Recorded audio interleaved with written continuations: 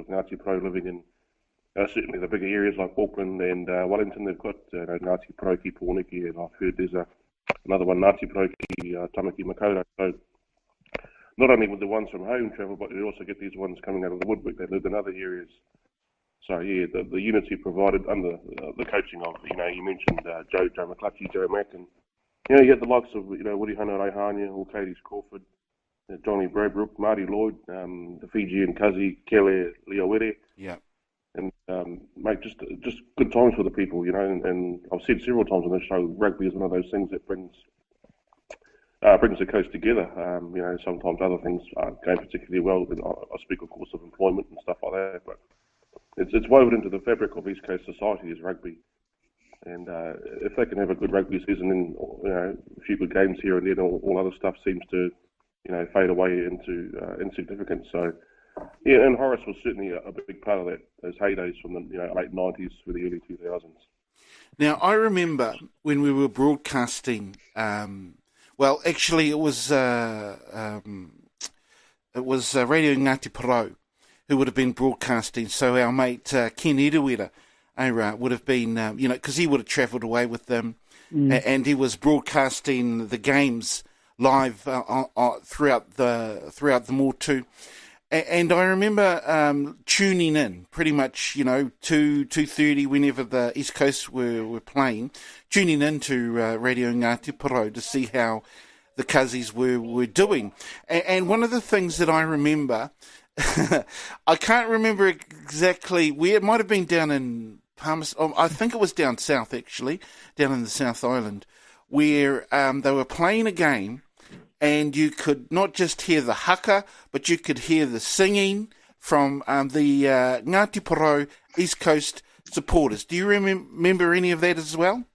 Oh, geez, I think I remember a few games like that, Keithy. I mean, wherever the team went, a lot of the whānau, followed them in support, and, they were well patronised, and for good reason. They had a few good seasons, so why wouldn't you want to be around that type of sort of excitement and that success? And, that's one of the things that I'll always take away from those golden years, those golden seasons, was the fact that, to me, it was like a David and Goliath sort of encounter. It was triumph over adversity.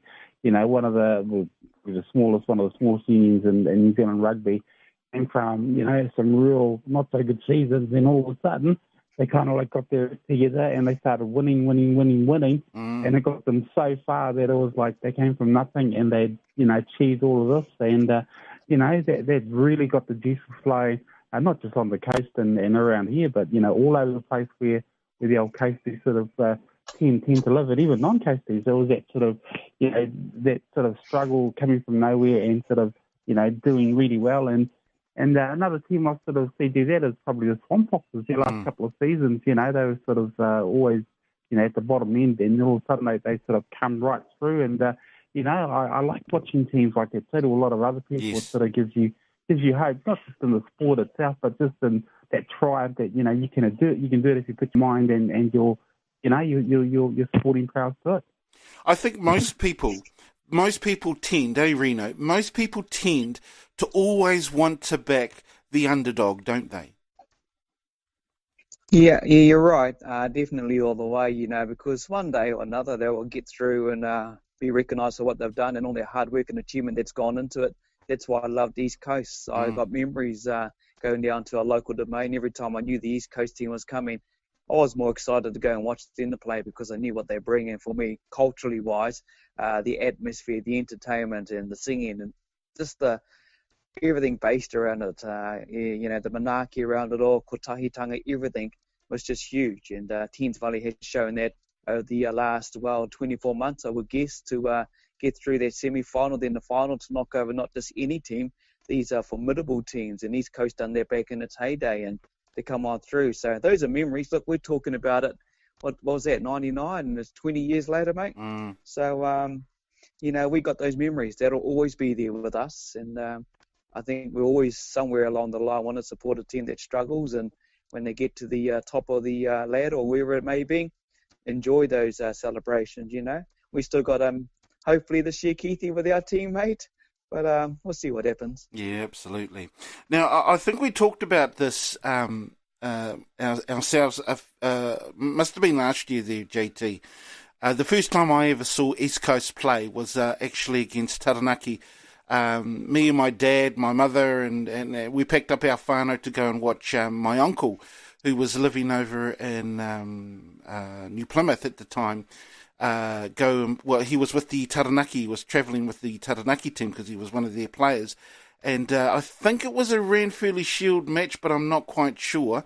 But the Taranaki up against East Coast, that was the first ever East Coast game I've ever seen. But you might have seen a couple in your day, eh?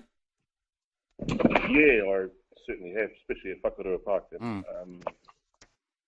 One of the most memorable ones was when the cousin bro Takamaki was captain of Poverty Bay. It would be about 1986 or 7. I was still at college and we were back on holidays. And obviously Tucker's got strong connections to the East Coast, so all the hearty-narties give him a bit of mouth, give him a bit of lip for it. And, ruckies, ball head, all that sort of stuff. Coasties don't hold back. And the East Coast actually got the points that day. They had a good year, so it must have been 87 because they finished, I think, second on the ladder that year. And it's always good to get the scalp of Poverty Bay. That's the one you want, no matter how tall you might be or whatever you might be flying. But to beat the boys, the townies, the cousins, the city slickers, all that sort of carry on. That's the one the Coasties won, eh, Ra? Yeah, I think it was. Yeah. Yeah. They do. I mean, that's right. East Coast certainly won Poverty Bay. And it was quite poignant back in 1999 that they actually won the final up there in Whakarua Park against Poverty Bay. I think 18-15 was the final score. Then the next year, because they didn't want to be, promoted. They didn't want to be promoted into the second division. So they stayed in third division and went on to win it again against North Otago. Down there in Oamaru. So, I don't know if they were forced to go up into the second division, but they did go up into the second division. And boy, they had one heck of a season that season in 2001, where they went all the way to the final, up against Hawke's Bay. I remember actually going to Hawke's Bay to watch that final. In fact, nearly half of Gisborne and all of East Coast were pretty much packed into McLean Park down there in Napier. But I also remember being there when the semi-final, East Coast up against, who was it? Nelson Bays at the time. They were playing Nelson Bays. And boy, that was just a humdinger of a game. And you could have just heard the celebrations once they won. It was just, brings back great memories, at least for me. What about for you there, Ra? Oh, yeah, it does. Those are the, as we always keep sort of making mention, those are the golden years, the heydays, of course. And, we may not sort of have as many of them, they're few and far between nowadays, but, what's that Braveheart saying? You can take away my things, but you can't take away my kingdom, whatever. Well, they can take away the games, but they can't take away the memories of those years when the Sky Blues were sort of riding high. Yeah, absolutely. Some great memories from back in those days, JT? Yeah, definitely. We were lucky enough to be in the country where that game was on, so we were there at McLean Park there, and right.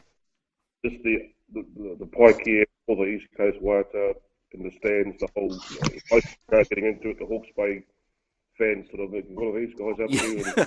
And, yes. And I remember Hawke's Bay jumped out to a bit of a lead, but then East Coast come home with a wet sail, all those rolling walls, almost the length of, half the length of the field. And I think another 5 minutes, mate, and the result might have been different. But, even though we didn't get the win that day, it was a win for the area, for the coast, great exposure and just probably one of those best things I've ever been to, and just lucky enough that it fell up to when we were at home. So, yeah, one of those things I'll always remember.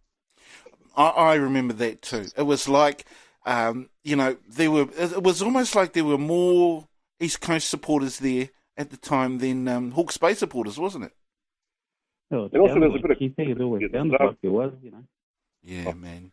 Awesome. Well, they were some of the most vocal crowds, the coasty crowds, and it's no surprise you go up the coast on a good day, or you go to a party or a birthday, and we can get pretty loud up there. A lot of singing and just a lot of cordial being sort of sprouted about. So, but it all adds to that dynamic, and none more so when you're watching a sporting event. I'm sure most of us can sort of tell a lot of stories if you've ever been to any of the coast games. A lot of the online antics and a lot of the some of the carries on that you see. It's sort of quite renowned up this way. Yeah, absolutely. A lot of stories can be told, can't they? Anyway, we might talk a little bit more about those stories, but right now we're going to go to a break. We're going to be back with more Full Time right after this.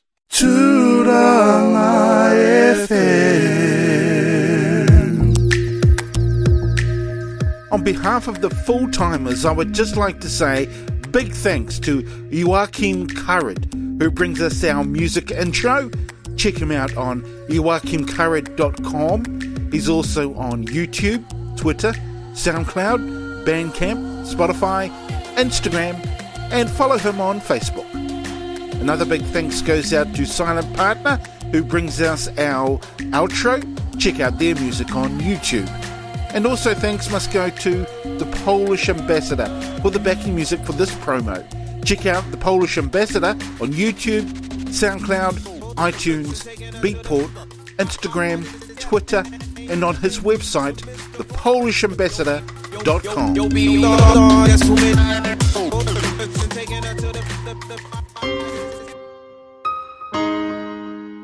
You're listening to a podcast produced by Tūrangi FM, #1 iwi radio station in Aotearoa.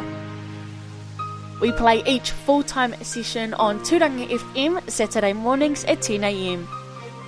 You can listen in live on our Tūrangi FM media page. Just click the main Tūrangi FM logo to tune in online. Or if you're in the Gisborne area, we're on the radio frequencies 91.7, 95.7 and 98.1. Also check out the Full-Time Facebook page where you can listen to the podcast again. Make comments and click links that will lead you to other ways to listen to the podcast, such as Spreaker, iTunes, SoundCloud, Twitter, YouTube, Podchaser and Tumblr. Right, let's get back to the Fools on Full-Time.